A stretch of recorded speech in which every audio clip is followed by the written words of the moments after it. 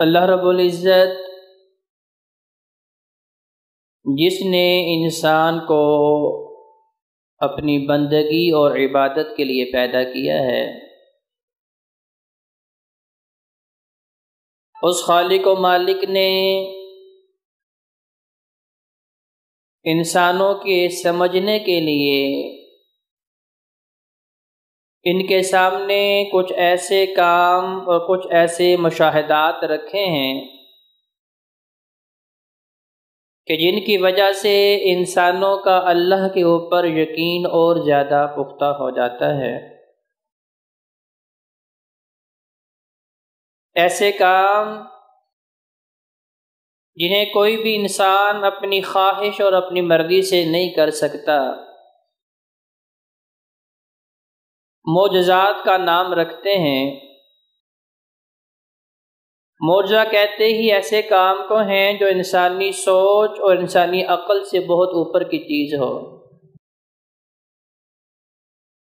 اللہ رب العزت نے قرآن مجید فرقان حمید میں دن اور رات کی مثالیں دی ہیں، سورج اور چاند کی مثال دی ہے،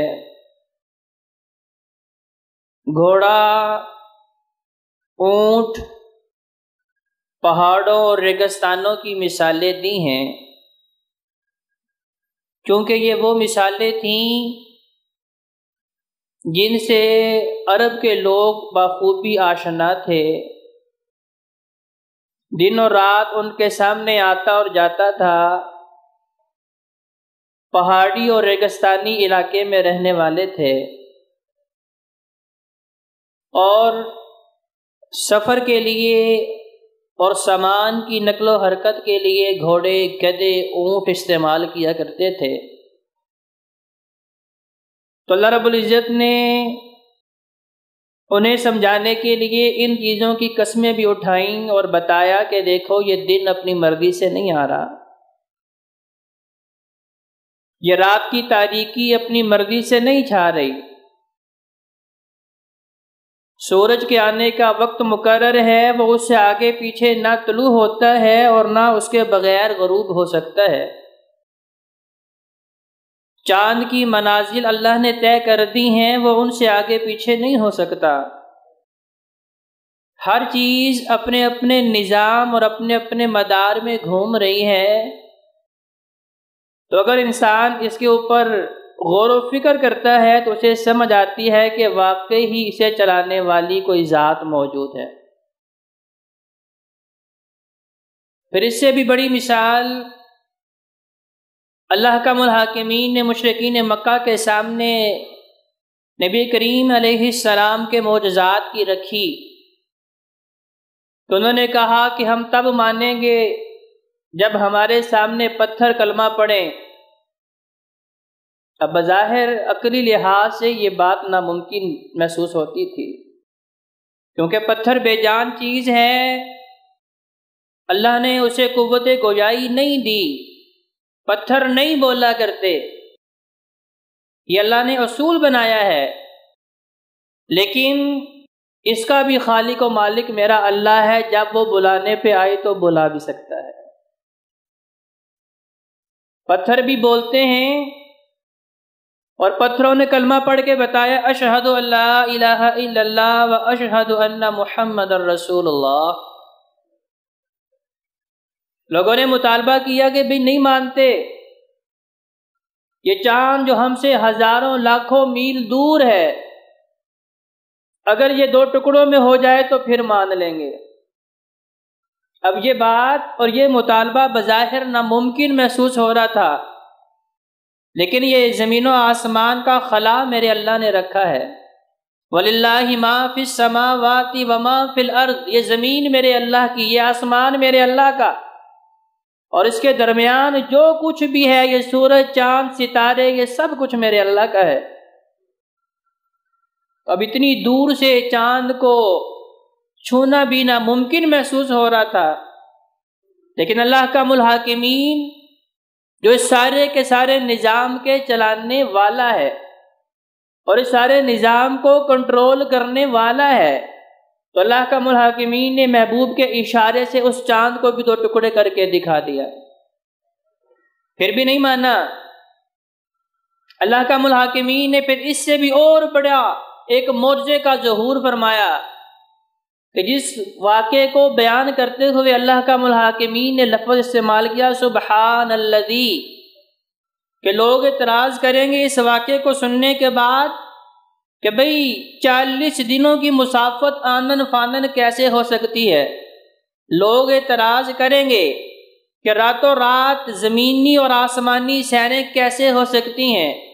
لوگ اعتراض کریں گے کہ یہ جسمانی نہیں بلکہ روحانی واقعہ ہے۔ لوگ اعتراض کریں گے کہ یہ خواب کی بات ہے، کیونکہ یہ لوگ اپنی عقل کے مطابق اس واقعے کو سمجھنے کی کوشش کریں گے۔ تو اللہ نے فرمایا سبحان الذی، یہ ساری قیدیں انسانوں کے لیے ہیں، میرا اللہ ان قیدوں سے پاک ہے۔ میرا اللہ وقت کا محتاج نہیں، وقت میرے اللہ کے اختیار میں ہے۔ یہ فاصلے انسانوں کے لیے ہیں، فاصلے میرے اللہ کے لیے نہیں ہیں۔ یہ ساری کی ساری حدود و قیود انسانوں کے لیے ہیں، خالق و مالک کے لیے نہیں ہیں۔ تو اللہ کا الحاکمین نے محبوب پیغمبر علیہ السلام کو اسراء و معراج، یہ 2 واقعات ہیں۔ اسراء کہتے ہیں زمینی سفر کو، معراج کہتے ہیں بلندی کے سفر کو۔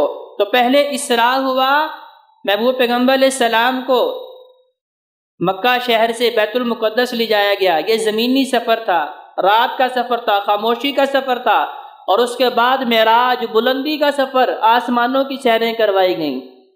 تو اس واقعے کے اندر چند ایک عقائد کی باتیں ہیں، پہلے اس پہ گفتگو کریں گے کہ سب سے پہلی بات کہ ہمیں اس کے اوپر 100% یقین رکھنا ہے کہ اللہ نے اپنے محبوب پیغمبر کو جسمانی روحانی دونوں اعتبار سے جو ہے زمینی اور آسمانوں کی سیر کروائی ہیں۔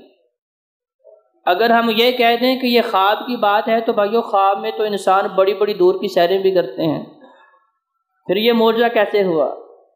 پھر یہ میرے محبوب پیغمبر علیہ السلام کو اللہ کا الحاکمین نے اعزاز کیسا بخشا کہ خواب میں تو میں اور آپ بھی مکہ اور مدینہ کی سیر کر کے آ جاتے ہیں۔